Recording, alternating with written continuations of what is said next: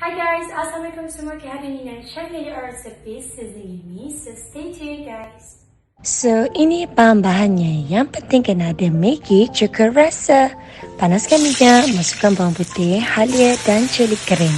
Bila dah garing, masukkan ayam, sos tiram Maggi, kicap manis, and of course step paling penting dalam semua masakan Nina, Maggi cukup rasa. Masukkan cendawan, air secukupnya, bancuhan tepung jagung.